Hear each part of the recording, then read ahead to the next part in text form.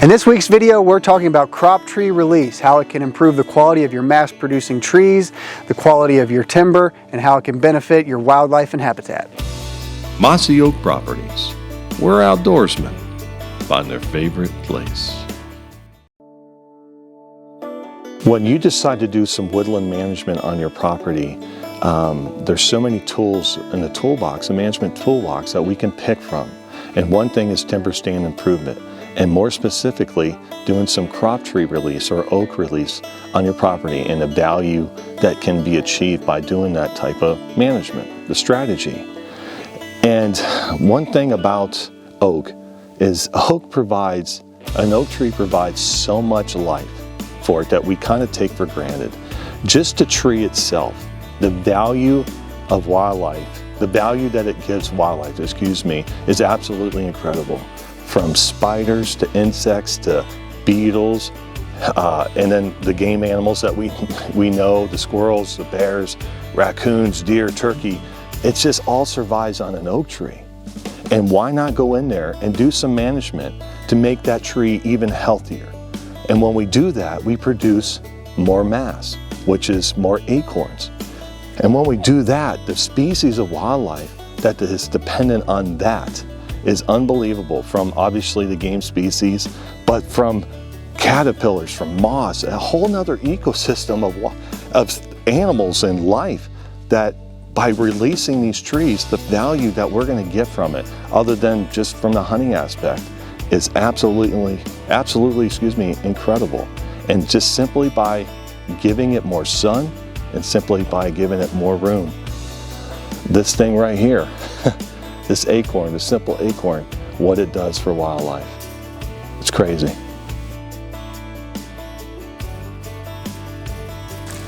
Well, here we are in the state of Virginia, and Cody and I were driving around this piece of property of his, and he pointed out this white oak, and we thought this would be a perfect place to talk about what a crop tree release and the value of that type of management tool. Now, timber stand improvement is basically going into your woods, picking out the better timber, and this is a quick and dirty version of it. Going in, picking out the better timber, releasing it to competition so those trees can grow for future harvest and produce a little bit of wildlife value as well. But a crop tree release is picking, oak trees, fruit trees, etc., and releasing the competition, letting sunlight hit that tree, because that's all it really is. You just have to think sun, and they need room to grow. And when you decide to do a crop tree release, you have to make a decision. Do I want it to be strictly timber value so the tree can grow bigger? Or is it strictly wildlife value? And in this case, this tree behind me in this management area that Cody and his family did, it was strictly a wildlife decision. And that's why, how can I tell that, is that he really gave this tree a lot of space. And more space means more branching, which means more acorns for wildlife. Looking at a tree like this is somewhat of a mature white oak. And what's amazing about this tree is that at maturity, in its whole lifetime, it could produce up to 3 million acorns. Absolutely insane. But on top of that, yes, the value of that, the acorn production, the future timber harvest that could be done, but it's necessarily, when you look around, and we're going to point some things out to you, is that there's life at this site. And when we usually go in and do this, it's all about this tree, when actually what you did from the time you cut it and walked away, it was doing its job. And for example, let's walk over here. In this site, you see a lot of stumps, obviously from him cutting. And what happens, you have all these mineral, it's basically, we call this a mineral stump, all this sprouting. And when you have a good sized trees, like these are somewhat, you have all that energy from the root system going up into all these sprouts, which these sprouts right here, they are full of mineral, they are full of energy for wildlife, but more specifically white-tailed deer.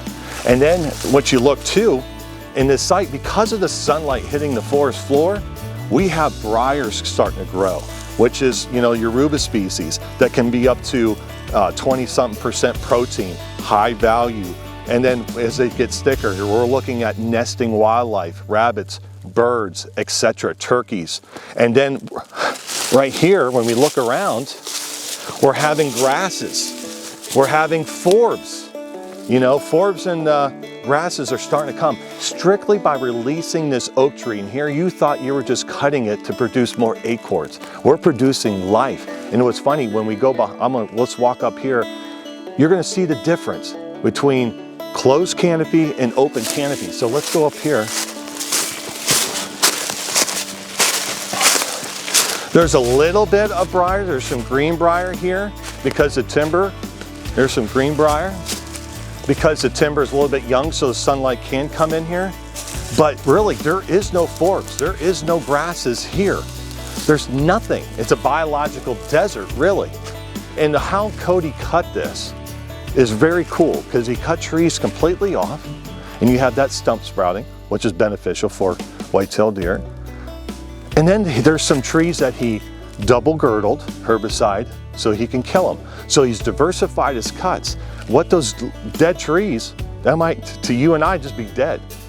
But for wildlife, it's amazing, because those trees will produce insects, bugs, which attract birds, which attract like woodpeckers and stuff, to create cavities, cavity nesting for squirrels, owls, you name it. So it's a whole ecosystem, basically just by releasing an oak tree. Absolutely amazing. Pretty cool. One thing that we don't talk about enough is when we do these things and we walk away and we see all this, you know, stuff happening, is the maintenance of it. We don't talk enough about that.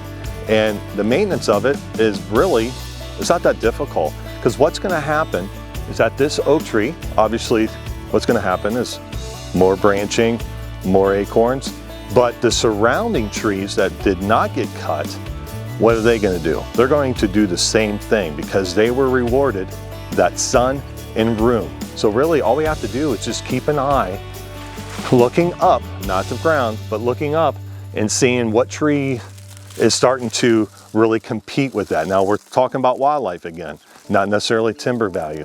So we might have to keep doing a little bit of maintenance on the outside of the site. So just something to pay attention to. So just little minor maintenance things just to keep an eye on, so the site can continue to do its job. As you decide to do some crop tree release or oak release on your property, you might come across a stand like where we're at now, where there's a variety of oaks. It's nothing but oak trees. There's white oaks, that's this tree, there's red oaks, there's chestnut oaks. And that's a great situation to be in. And a lot of people automatically would want to come in here and just release the white oak, because you know, white oak is a little bit considered the king because it's a little bit sweeter, it drops earlier. But the problem with that is you're not adding diversity to this woodland area here. There's so many things that's kind of wrong here. We have a little bit of a closed canopy, so we do need to do some releasing. But again, going back to what tree to cut, what tree to save, we want diversity. We want to release the red oak. We want to release the chestnut oak. Each one of those oaks has value to it. And when you have a bunch of diversity of acorns on your property, what's that mean? Obviously, wildlife is going to utilize your property longer and use it more altogether. And you're looking around here, we do have diversity. We have buck rubs here. For some reason Cody didn't kill that buck, but hey, neither here or there. So it's just, you want diversity, you want those cuts. Now, like right here, we have this white oak. Now, white oak, again, a little bit sweeter acorn. They drop first, but the problem with the white oak is that as soon as they hit the floor, in due time, they start to germinate. And then they won't, you know, produce a tree necessarily to leaf out until the first spring. So again, it's a little bit on the short-term side. But then we walk over here, we got some red oak, okay? We got some red oak family, that is. And then we want that, release this tree, because the acorns, they might not be so palatable right off the get-go, because they're a little bit on the acidic side. But this time of year, January, February, March, they're the ticket. And for turkeys and for deer, and other wildlife species too, squirrels, birds. The usage is there. There's food for wildlife basically all through the stressful times of the year. Same thing with chestnut oak. We got some chestnut oak up here. Again, a very valuable acorn producing tree. Again, it has a lot of value to the acorn, but mostly it's diversity that we're looking at. And how do we decide? Again, we know all that, but how do we decide, you know, who to cut, who to save? And let's kind of go back down here. Let me show you a quick example of playing judge and jury. So we have this red oak, and when you look up, okay, it does have a little bit of a canopy, so it's producing acorns. Now we come over here to this white oak, its competitor, and when you look at it, the canopy is just kind of, ugh, okay? This is a good tree to cut, and if this was my place, I would cut this tree, especially for the timber value. And then also, it's going to release the red oak tree and give it more room to grow, the sunlight, the competition. This canopy here is junk, so judge and jury, this guy's out. So basically just looking up and who is the winner, who has a little bit better crown to produce those acorns that we're looking for. It's not that difficult. So yeah, got a lot of work to do here. Cody? Yeah. One thing when you're doing crop tree release is that you never think about the now. And we always tend to think about the now because of the acorns that can be produced right away and etc. But it is not about the now. It's always about the future. I tell my clientele that all the time. But in this situation, it is about the future. Here we have a young oak sapling who's all bent over. And why is it bent over, you know, from the other trees? It's fighting for that sun. That sun is energy. And it's great to be outside because right now there's a barred owl just going to town. It is awesome. It's awesome out in the woods. But anyway, so yeah, it's fighting for sun. And it's just simple management. It's just no bigger, it's no different than the bigger trees. Release these softwood trees. That's its competition. So that way it has sun, it has room to grow. And obviously, will we get value out of this? Probably not.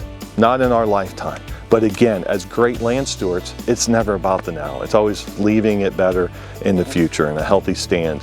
But as we see, this tree, it has leaves on.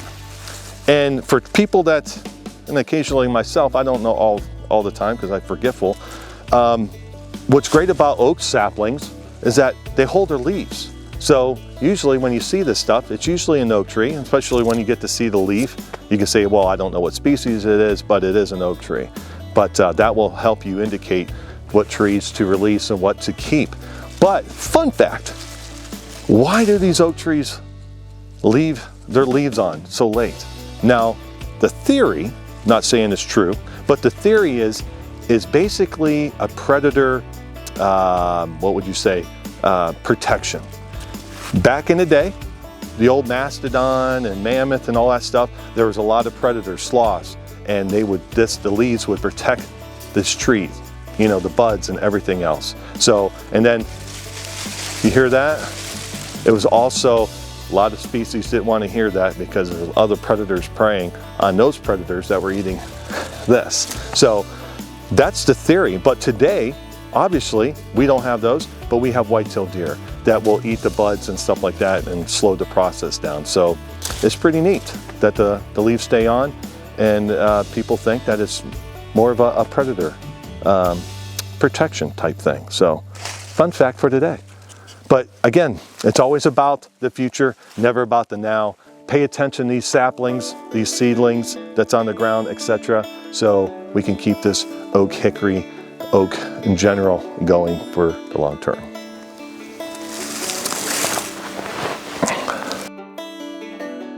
Today we learned that doing simple management practices like a crop tree release, when you pull back the layers, there is so much more that we can do for wildlife. It's mind-blowing what we can do, and just simply by going in there and doing X, Y, and Z.